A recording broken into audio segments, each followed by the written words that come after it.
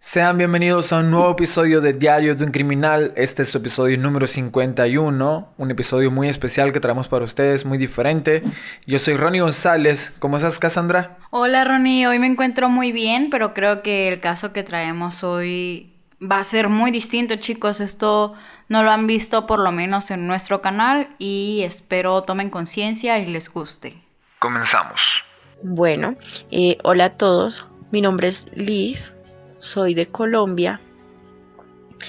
El día de hoy quiero compartirles una historia familiar, una historia un poco trágica, pero que yo sé que las personas que lo escuchen, que estén atravesando por una relación tóxica, conflictiva, se van a sentir tal vez identificados con algunas actitudes de lo que voy a contar y tal vez quieran entrar en razón y tomar la decisión de que, pues, primero que todo tenemos que centrarnos en nuestro bienestar, en nuestra paz, en nuestra integridad como persona.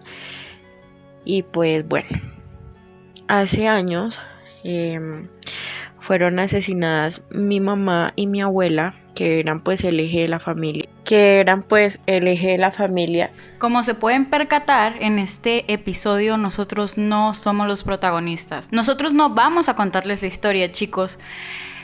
Esta chica me habló para que ella misma nos contara lo que tuvo que vivir sus familiares y cómo lograron solucionar esto.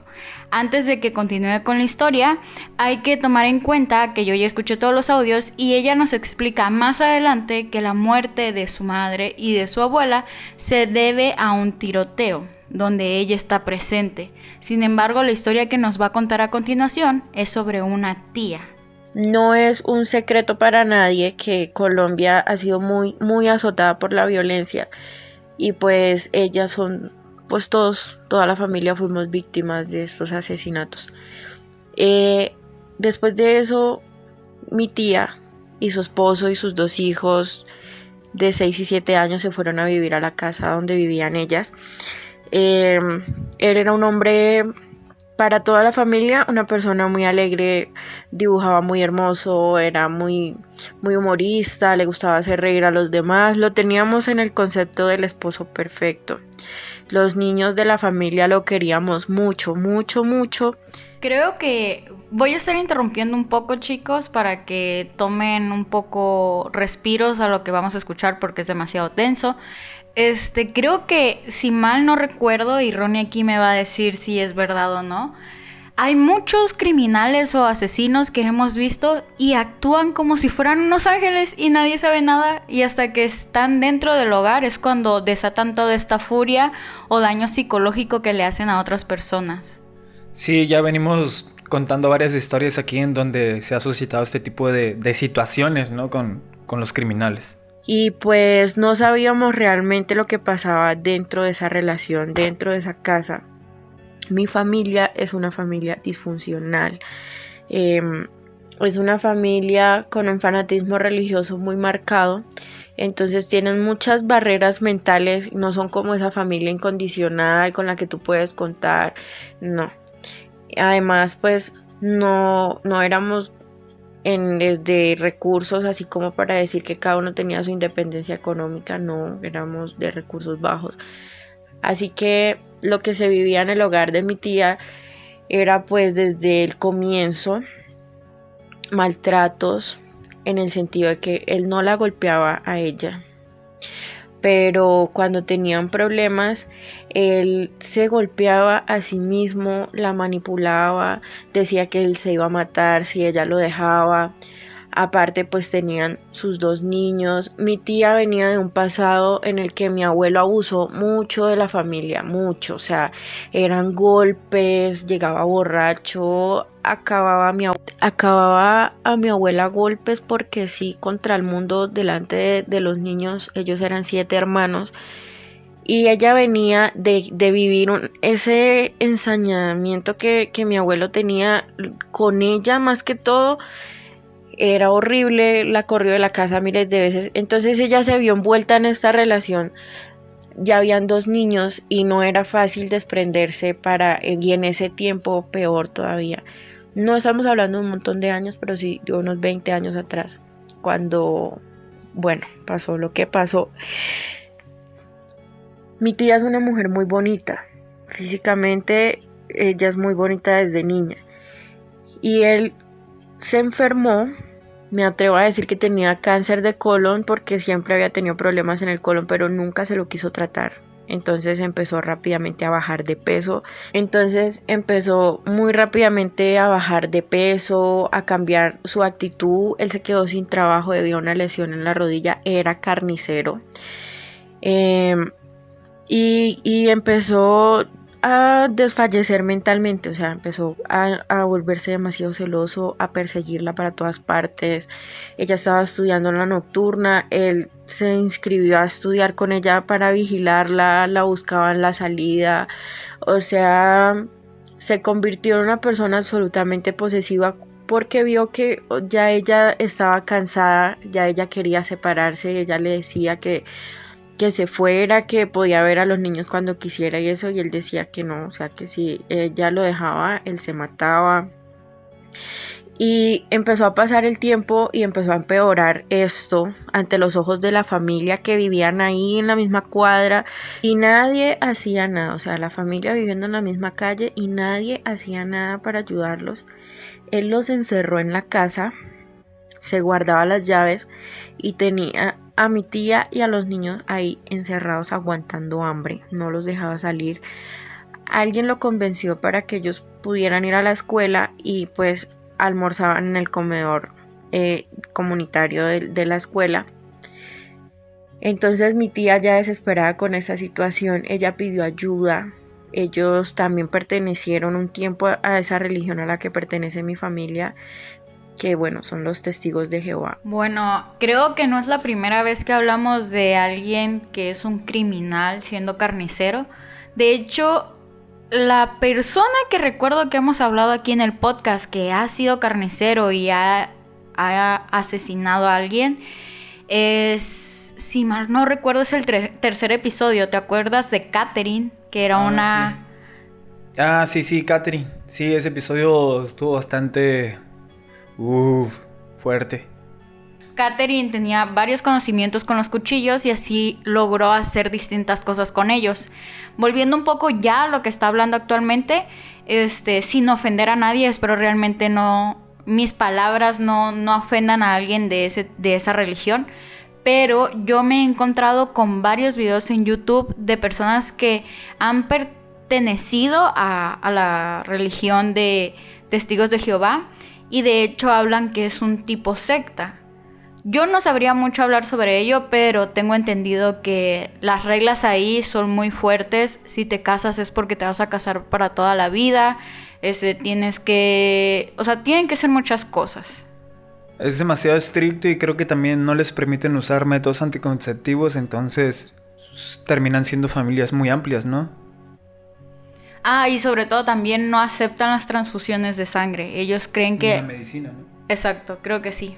Los líderes fueron a hablar con ellos y ella prácticamente pidiéndoles auxilio. Lo que le respondieron fue que no, que ella tenía que luchar por su matrimonio. Nadie la ayudó. Justamente lo que estábamos comentando, o sea, en vez de ponerle fin a un maltrato tan fuerte, ¿qué necesidad de querer arreglar algo que ya no se puede arreglar? Entonces ella decidió escaparse un día para hablar de lo que estaba pasando con los hermanos de él, que también trabajaban en la plaza de mercado, y para contarles, para pedirles ayuda. Pues resulta que cuando ella llegó, él había estado consumiendo marihuana en la casa y a ella pues le dio el olor, pero ella no conocía el olor de esa droga ni nada. Y para mí que se había metido algo más fuerte, porque lo que hizo fue horrible. Ella entró a la habitación a cambiarse. En ocasiones, muchas ocasiones, ella cuando estaba durmiendo, se despertaba sobresaltada y lo encontraba a él parado frente a la cama en plena madrugada, observándola. No sé cuántas cosas se pasaban por la mente de él en ese momento, si pudo haberla matado durmiendo a ella, a los niños. Él se dibujaba, él en un ataúd. Se dibujaba él en el ataúd y metía esos dibujos entre las paredes de la casa. O sea, era un comportamiento ya psicópata.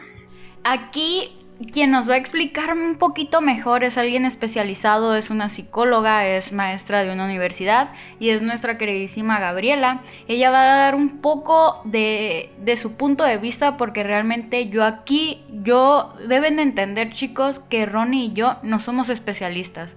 No tenemos conocimientos hacia qué es un psicópata o a qué se debe ese tipo de comportamientos. Entonces, pongan atención tantito porque las siguientes palabras vienen de una persona profesional. Mira, esa es una típica relación, lamentablemente, en la cual se ve envuelta un psicópata con una posible mujer dependiente y está muy involucrado con el círculo de la violencia, con la sintomatología de la mujer maltratada.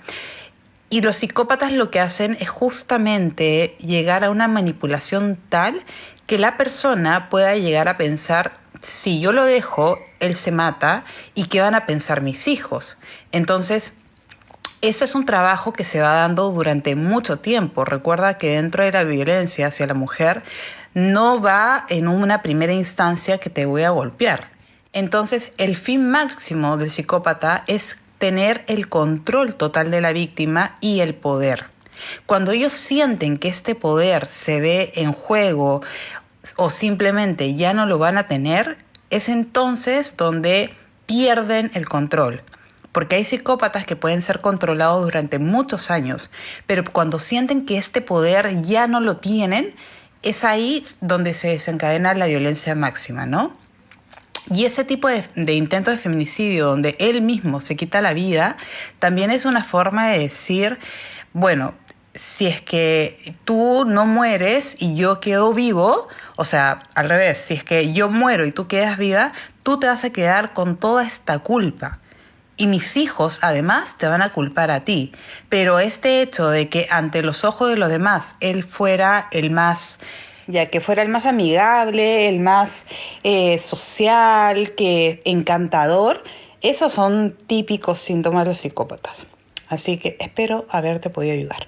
Y con respecto a lo de los dibujos, también es manipulación. Todo eso es parte de la manipulación. Obviamente por el desconocimiento de ella, de lo que él estaba haciendo, porque no tenía, o sea, no pensó que fuera capaz de lo que hizo, pero ella sí pidió ayuda, nadie la ayudó, o sea, pero no tuvo el valor de verdad de irse, y ese es el error que cometen muchas mujeres al quedarse en una relación abusiva.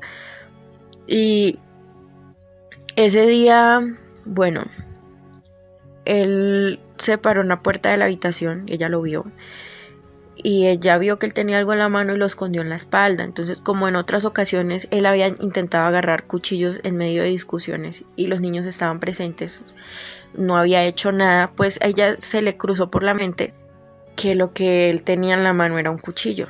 Entonces, ella por las buenas empezó a hacerle conversa y trató de salirse de la habitación, pero él la atacó. O sea, él trabajaba como carnicero. Ellos saben agarrar los cuchillos de una forma que no se los quita a nadie. Aparte era un cuchillo enorme. Y he escuchado otras historias de homicidios similares en los que eran de este oficio. O sea, no sé si al trabajar con animales muertos se les cruza por la mente, o no sé si se les facilita pensar en hacerlo con personas. El caso es que ella forcejeó con él, cortándose horrible las manos con la hoja del cuchillo, que era enorme. Él rozó el cuchillo en el ojo derecho, casi se lo saca, o sea, le lastimó horrible el párpado, el cuello, los brazos, las piernas. Ella estaba apuñalada por todos lados hasta que clavó la puñalada en el pecho, en la parte alta del seno, y empezó a revolver el cuchillo buscando el corazón y le decía que si ella no era para él, no era para nadie.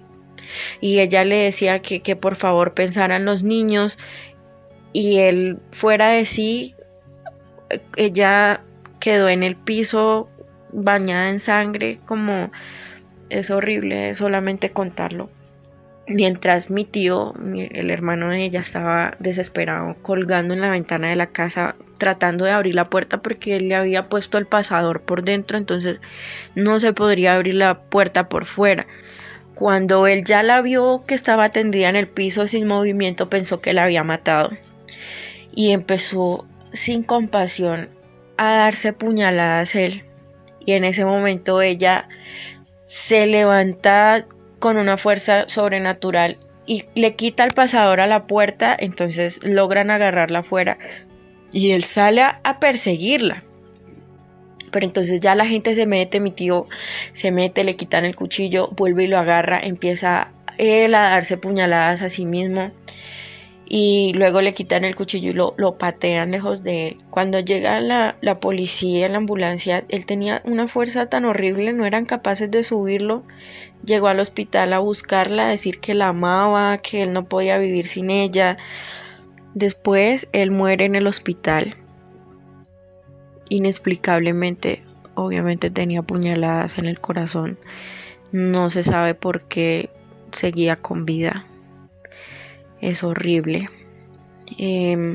La casa tiene antecedentes de cosas paranormales, pero pues no hay una explicación de por qué él actuó de esa manera y cómo fue que llegó vivo teniendo el corazón como un colador. Mi tía sobrevivió. Ella está viva. Tuvo que pasar por esta tragedia, por ese horrible episodio. Y la admiro muchísimo porque hoy en día es una mujer con una fuerza impresionante, que ha salido adelante con sus hijos y que pues es un espejo de que realmente tenemos que sobrevalorarnos como personas y ver que de verdad una relación no lo es todo, no es el centro del universo. Hay otras formas de salir adelante. No es estar en una relación abusiva porque necesito de esta persona, o porque es el papá de mis hijos, o porque qué voy a hacer sin él, cómo voy a hacer para sobrevivir. Siempre hay una manera. Siempre cuando se toma la decisión y se da el paso, hay una manera de salir adelante. O sea, no es el fin del mundo. El fin del mundo es quedarnos ahí y llegar hasta estos extremos. O sea, él era una persona que ni siquiera le levantaba la mano a ella, la manipulaba y decía que él se iba a morir. Él nunca la metía a ella en esas amenazas, y menos a los niños. Y pues miren hasta dónde llegó. Es una cosa increíble. Y que pues lo único que yo puedo decirles es que mi tía pudo haber sido una mujer más para engrosar las filas de la lista del feminicidio, de los homicidios pasionales, y que fue pues lo más probable después de lo que les acabo de contar es que él la hubiera matado. Por un milagro ella está viva. Solamente decir está viva me conmueve, se me bajan las lágrimas porque la pudo haber matado. O sea, estamos hablando de un hombre con el que has compartido 14 años de tu vida y está sobre ti con un puñal enorme, buscándote el corazón, diciéndote que si no eres para él, no eres para nadie más. Y en serio, tú, mujer que me estás escuchando, que estás pasando por algo similar, que estás viviendo una relación abusiva, que puede ser que no te golpee, que puede que tu familia piense que es el mejor esposo del mundo, que es el mejor papá del mundo, pero tú sabes que la realidad es otra. Huye de esa situación. De verdad busca salidas. Hoy en día puede ser que tu familia no te apoye, como no la apoyaron a ella, pero hay hay otras soluciones. O sea, no te encierres porque de verdad te puede costar la vida. Y parece increíble, pero a estos extremos se llegan y por eso existen podcasts como este. Porque hay personas que se olvidan que son humanas, se convierten en monstruos y quedamos atrapados ahí y ya luego no podemos salir.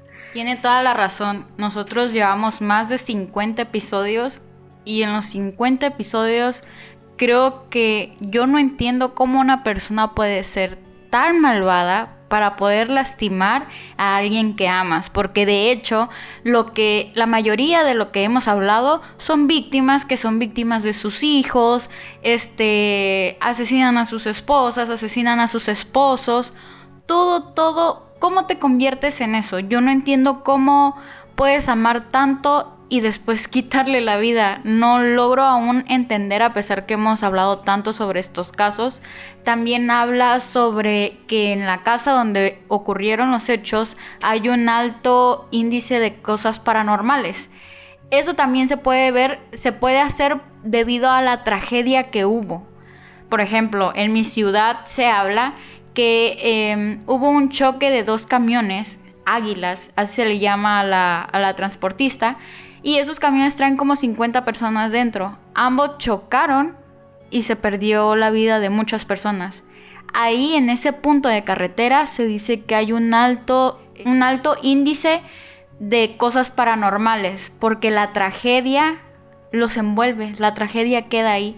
Entonces, por más que haya sobrevivido su tía, puede que todo lo que se vivió en ese momento tenga un gran índice de golpe en esa casa. Entonces, de verdad, de corazón, espero que esta experiencia les sirva de apoyo, les sirva de ejemplo, les pueda ayudar a reaccionar, a abrir los ojos. Si quieren de pronto hablar, si necesitan una ayuda psicológica, créanme que pueden contar conmigo.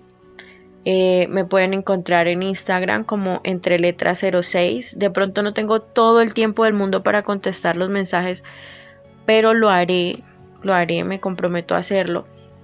Por favor, siempre busquen ayuda, encuentren el apoyo de lo que ustedes crean. A veces la religión falla como le fallaron a ella, pero siempre hay una salida, no se encierren. Y pues muchas gracias, chicos, muchas gracias al podcast Diario de un Criminal. Me parece excelente su trabajo de investigación, me encanta escucharlos y pues muchas gracias por permitirme la participación. Hace mucho quería compartir la historia, de verdad. Un abrazo fuerte para todos desde acá, desde mi bella Colombia. Y pues nada, se les quiere mucho.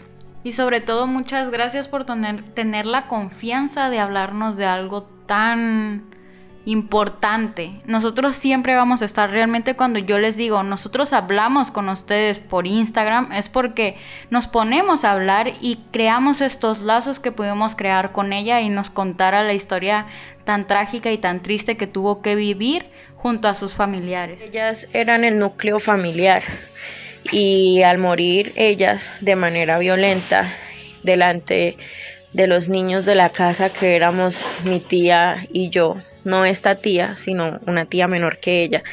Acá nos habla un poquito, vamos a regresarnos un poquito porque nos habla sobre la muerte que yo ya les expliqué de su madre y de su abuela sobre un tiroteo. Por si entienden algunas cositas que ya escucharon anteriormente, es porque este ya es un segundo audio y hablamos de algunas cosas parecidas. Nosotras quedamos con un daño psicológico terrible, que en vez de ser tratado,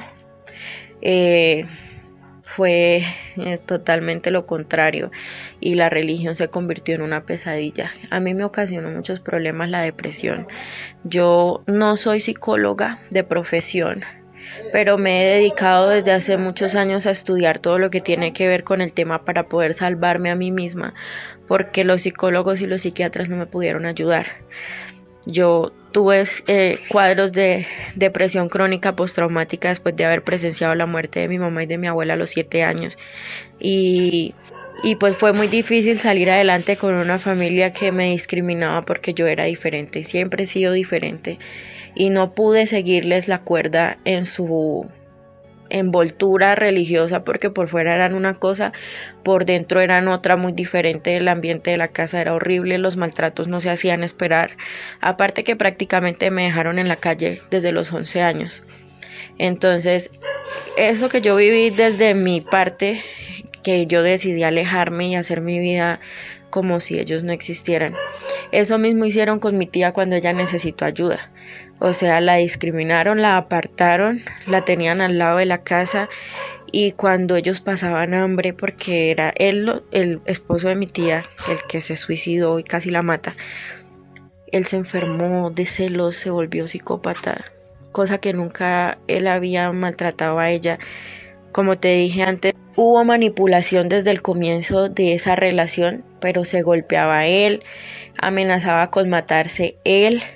Y por fuera la familia pensaba que ellos tenían una relación perfecta y ella se sentía presionada a complacer a mi abuela porque habían tenido una vida muy difícil y ella pensaba que tal vez haciéndoles creer que tenía una bonita familia y que sus hijos estaban viviendo algo diferente a lo que ellos vivieron de infancia, entonces la iba a hacer feliz y se sacrificaba a ella.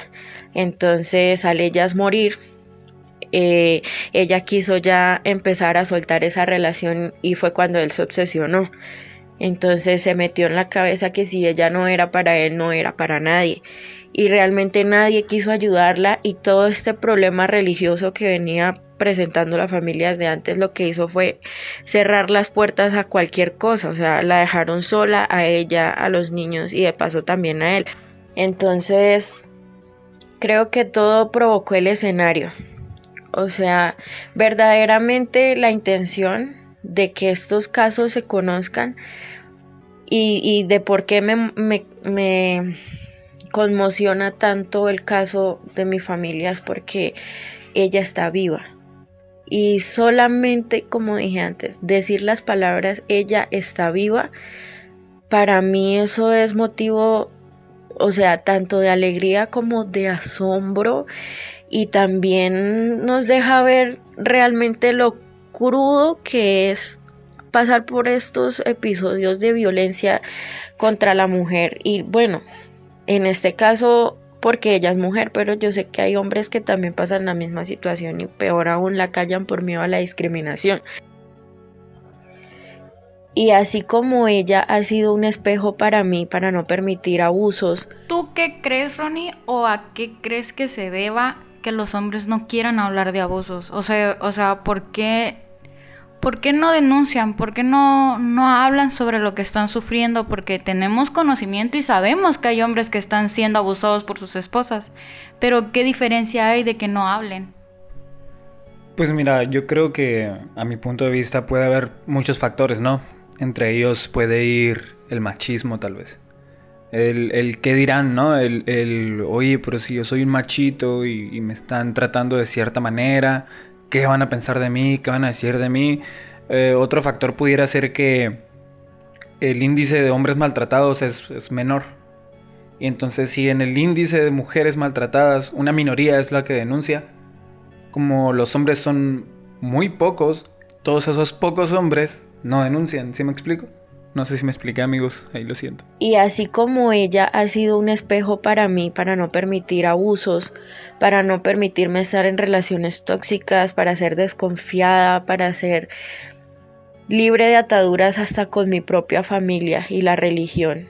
Y he podido llegar hoy en día a decir que tengo una vida tranquila y que gracias a que me comprometí de verdad a estudiar, a leer y a empaparme de cómo sacar adelante mi autoestima, de cómo salir de los cuadros depresivos, de cómo superar la ansiedad, de cómo superar la depresión postparto.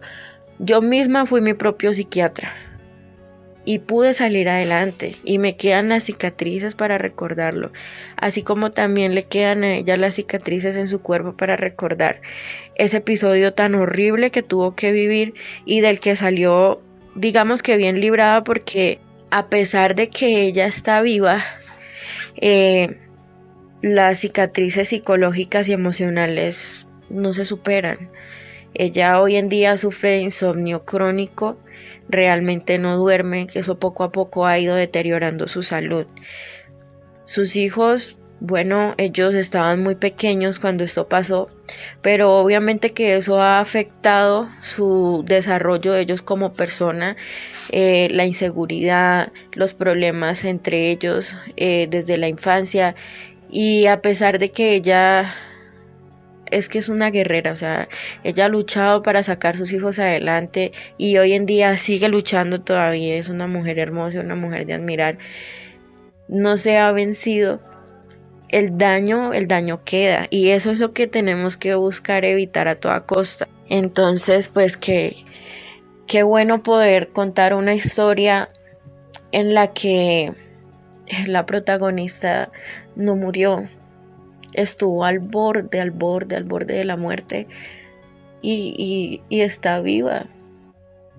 Y ella todavía no puede contar la historia sin entrar en lágrimas y no ha tenido el valor de hablar con sus hijos directamente como tal vez lo ha hecho conmigo y decirles cómo era su papá y qué fue lo que pasó, porque no quiere dañar la imagen que ellos tienen de él como papá. Pero él fue un monstruo. Lo que hizo fue digno de un asesino, o sea, para él ella quedó muerta. Él lo que quería era matarla.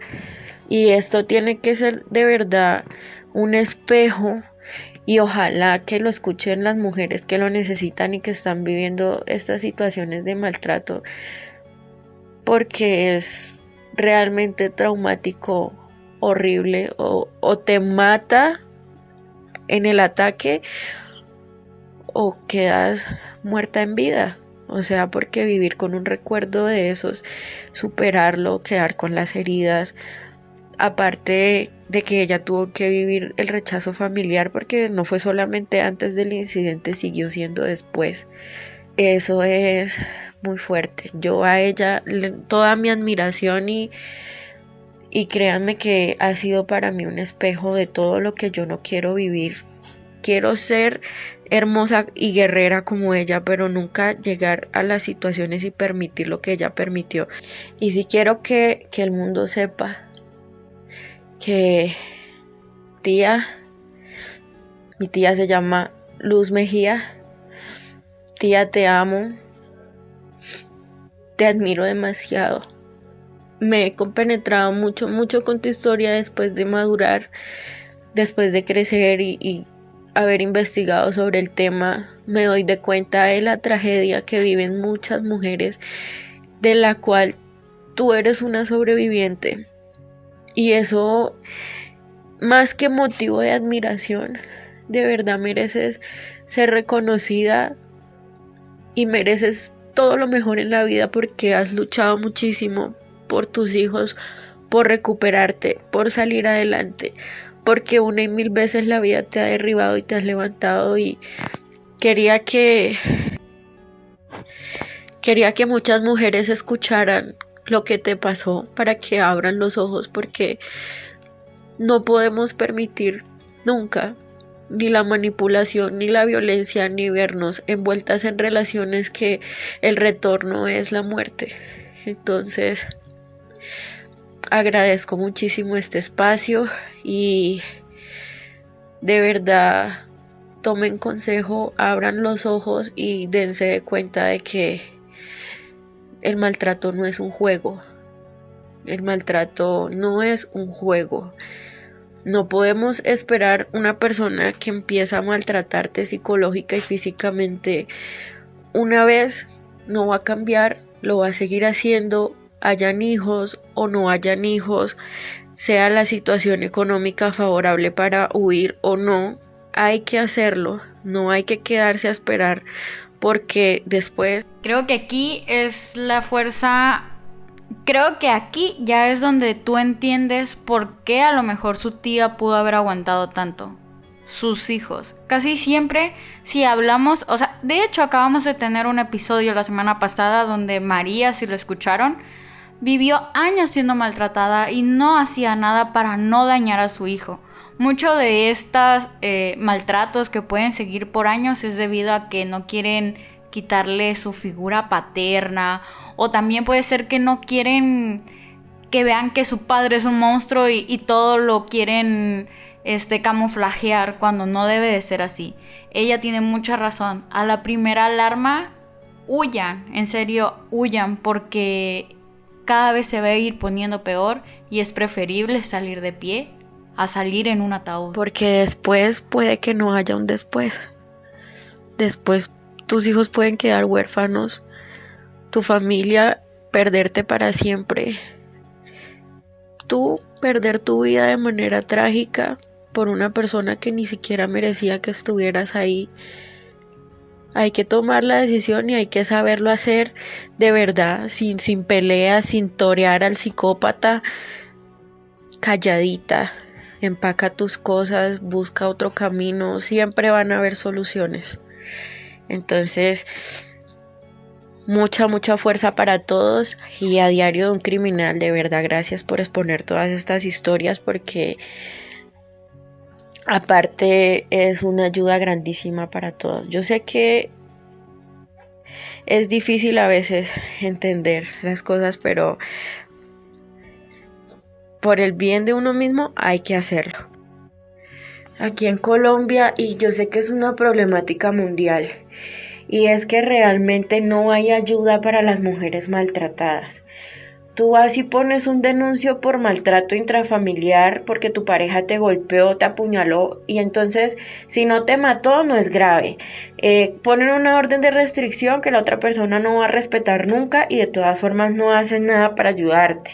El otro te viene, te amenaza de muerte, pero si no vino y te golpeó y entonces no toman en serio la denuncia. Pueden haber 50,000 denuncias de la misma mujer hacia el mismo hombre, y hasta que no la mata, entonces ahí sí no dicen nada, no, sí, ella en serio necesitaba ayuda, no. Yo creo que más que recurrir a las entidades gubernamentales porque realmente no están sirviendo para nada, es carajo ponerse los pantalones uno misma y decir, quiero vivir en este martirio, o de verdad quiero salir de esto y buscar soluciones. Creo que es mejor irse a otro lugar y empezar una vida desde cero, o no sé de verdad en qué condiciones estén viviendo el maltrato y cómo puedan salir de él, pero hay que buscar la manera de salir y no esperar a que la policía te solucione, o tu familia o tu iglesia. No, que es que eres tú la que está ahí poniendo el pellejo, tú eres la que puede morir, tus hijos. No hay que esperar, no hay que exponernos. Desde el primer momento hay que salir, y si ya están envueltas en una relación que ya se pasó hacia el maltrato, hacia la falta de respeto, hacia que tu integridad física se vea afectada, ya estás en el límite. O sea, ¿qué estás esperando? ¿Que te mate? Uf. ¿Qué te pareció el caso del día de hoy? Te noté demasiado serio, Ronnie, algo muy distinto que todos sabemos cómo es Ronnie. Pues de primeras traté de poner mucha atención. Un caso muy fuerte, me llegó, me pegó, la verdad tengo el corazoncito apachurrado. Pero sí, bastante fuerte, y más porque es la primera vez que traemos algo así al podcast, que una persona nos contacta porque de verdad quiere darle difusión a una historia bastante fuerte, y eso... no sé, me deja como que las manos temblando. La verdad, yo siento muy padre que se acerquen a hablarnos y que tengan la confianza. A mí se me apachurró el corazón la primera vez, y la segunda y la tercera vez que escuché toda la historia de ella. Y también muchas gracias a quienes nos escuchan y sobre todo nos dan esa confianza. Yo nunca he dicho aquí esto, pero uno de los momentos más importantes de Diario mío y de Ronnie fue cuando hicimos el caso de la chica de Colombia que sacaron de su tumba y abusaron de ella. Su madre nos contactó y nos dio las gracias por hablar del caso de su hija. Entonces creo que ese día Ronnie y yo nos sentimos plenos de poderle dar voz a alguien que ya no estaba, porque estos casos son censurados, chicos. Nosotros, si se dan cuenta, nosotros no hablamos de asesinos famosos ni que tienen una gran trayectoria. Nosotros estamos hablando de personas reales que no son escuchadas, que no están saliendo en periódicos porque al gobierno no le conviene. Entonces, esto sería todo por el día de hoy. No olviden seguirnos en nuestras redes sociales para que vean imágenes sobre el caso. Mi nombre es Cassandra García, espero les haya gustado. Y con esto terminamos. Bye.